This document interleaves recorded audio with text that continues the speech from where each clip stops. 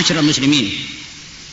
Dan sekarang dalam rangka itu saya harus menyinggung sesuatu yang mungkin membosankan saudara, atau saudara mungkin sudah banyak dengar, yaitu Yapi dan fitnahan orang kepada Yapi. Saya kira hamba yang dhaif ini, kalau anda dengar bahwa hamba ini difitnah, itu saya kira wajar. Saya sendiri tidak gelisah. Saya sudah ufawwidhu amri ilallah. Itu wajar. Tidak wajar kalau tidak terjadi begini, menurut saya. Sebab semua makhluk yang menjalani kebaikan, menurut sejarah, semua orang yang bertujuan baik akan mengalami seperti ini.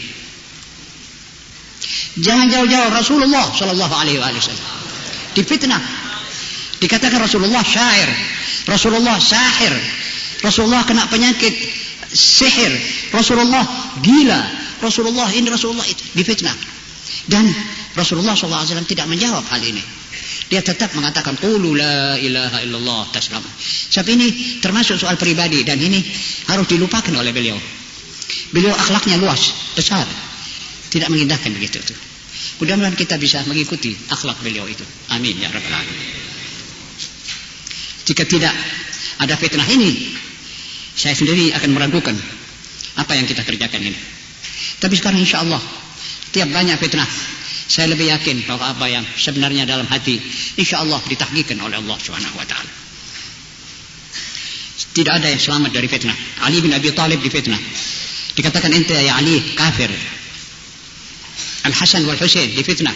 Imam Syafi'i, Imam Malik, Imam Ahmad, Ibnu Hanbal, Imam Abu Hanifah, Habib Muhammad al-Muhdar difitnah di Bondowoso. Habib Muhammad bin Idrus al-Habsyi yang pesaraiannya digubah difitnah sampai masuk penjara beberapa bulan.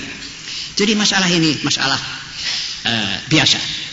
Jika awam menyerap itu fitnah dari mulut orang-orang yang bergerak untuk itu, maka saya kira itu tidak mengherankan.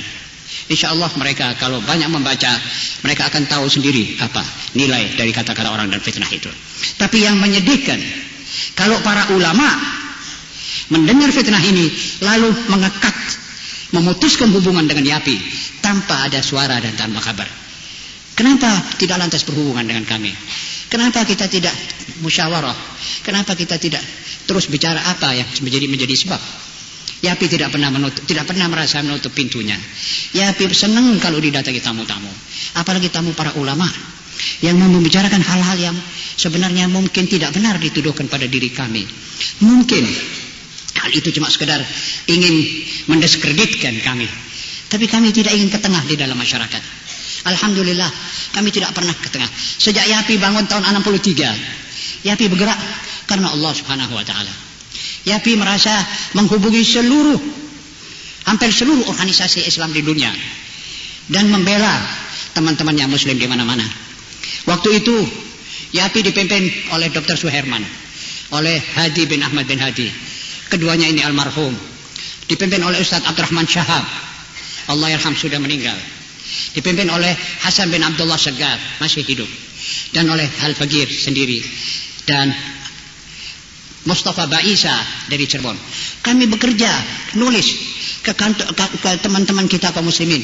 Sampai waktu Muhammad Ali Clay waktu itu dipenjarakan karena dia enggan masuk dalam volunteer, dalam sukarela, barisan sukarela ke Korea atau ke lupa saya, itu dipenjarakan. Kami bela langsung ke Jaksa Agung Amerika. Dan Jaksa Agung kami minta menyampaikan tindasan ini kepada Muhammad Ali, dan disampaikan.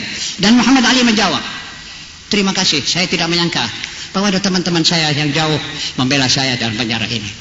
Kami senang karena umat Islam, karena Muslim menyenangi hatinya Muslim. Itu tujuan kami. Tujuan kami ingin mendekatkan antara Muslim dengan Muslim. Kalau orang salah sangka, itu soal dia, bukan soal saya. Kalau saya umpamanya menulis buku Sunnah Syiah dalam dialog, ya karena saya membaca buku yang ditulis oleh Nadwi yang mengkafirkan Syiah tanpa dalil yang kuat. Beliau ambil dalil-dalil daripada orientalis dan dalil-dalil yang tidak tepat. Kebetulan kami juga baca buku-buku Syiah, dan saya jawab, ini dalilnya Syiah. Wahai kaum muslimin, inilah bacalah. Ini suara Nadawi, ini dalilnya. Syiah, apakah cocok? Nadawi mengatakan bahwa tidak ada orang Syiah yang hafal Quran, tidak ada Syiah memerhatikan ulumul Quran dan sebagainya dan sebagainya. Sebenarnya tidak demikian. Syiah juga saya kira seperti kita memerhatikan. Islam memerhatikan Quran. Qurannya adalah seperti kita dan sebagainya. Itu kalau orang salah sangka terserah saja. Juga mengenai Abasa. Waktu tahun yang lalu saya tulis tentang Abasa bahwa bukan Nabi menurut hemat saya. Karena ada banyak kaul yang mengatakan hal itu. Ada yang mengatakan Nabi yang bermuka masam, ada yang mengatakan tidak. Saya pilih yang mengatakan tidak. Pertama, untuk mensucikan nama Muhammad SAW dari sifat-sifat yang tidak mungkin terbit dari Nabi. Pertama, Nabi itu uswatun hasanah. Dia itu qudwah. Laqad kana lakum fi Rasulillahi uswatun hasanah. Jadi Nabi itu pasti ditiru. Kalau Nabi berbuat, itu sunnah. Jadi ucapannya, perbuatannya, ikrarnya, ini termasuk sunnah. Muttafaqun alaih. Sunnah juga mengatakan, Syiah juga mengatakan sama. Jadi kalau Nabi bermuka masam, menjadi masam muka itu sunnah. Kita harus menirunya. Apa mau saudara meniru muka masam? Suatu yang illogiis. Ini manusia besar. Dan yang di muka yang dimasami ini adalah seorang buta yang tidak melihat wajah beliau itu masam maka tersenyum. Perlu apa Nabi masam di muka umat ini? Manusia seperti ini untuk dilihat oleh benggol-benggolan kafir ini bahwa dia masam. Itu lebih mustahil. Faedahnya apa beliau masam? Ini muslim. Dia datang untuk bertanya, masa akan ia seorang muslim? Dan ada ayat mengatakan wala tusair khaddaka linnas. Jangan kau masamkan mukamu ya anak Luqman. Ini pesanan Luqman kepada putranya. Masa Nabi yang dituruni ayat ini tidak memperagakan ayat itu? Dia masam. Wakhfid janahaka lil mu'minin. Puluhan ayat yang mengatakan tidak mungkin Nabi masam. Saya pilih kaul ini.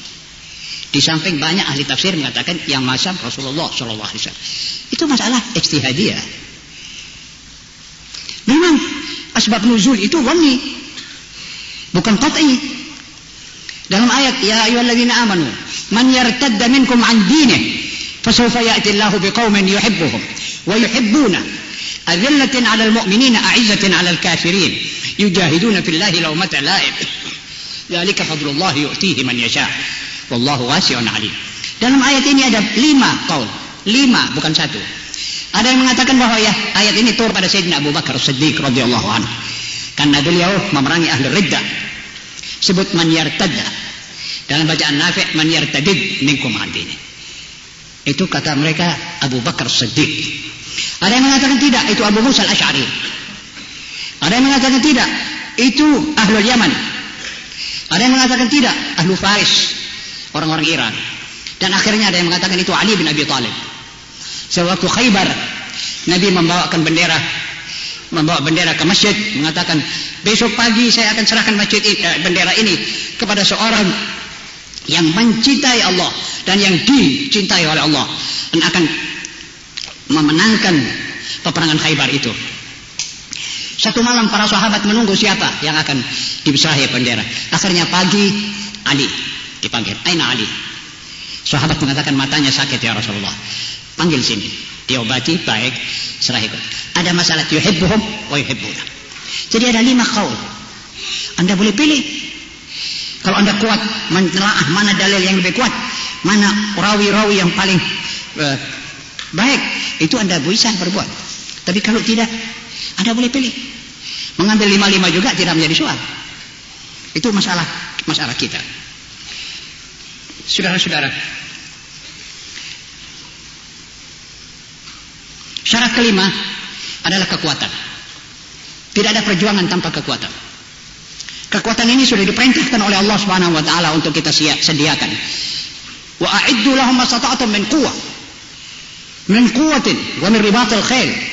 Kekuatan itu bisa kekuatan ilmu, kekuatan persatuan, kekuatan ekonomi, kekuatan fisik, kekuatan iman, kekuatan macam-macam. Ini perjuangan. Kurang dari ini, perjuangan bisa dikatakan kurang, bisa diharapkan akibatnya. Ma'asyiral muslimin, barangkali saya sudah banyak mengambil waktu dari teman-teman pembicara yang akan berikut ini.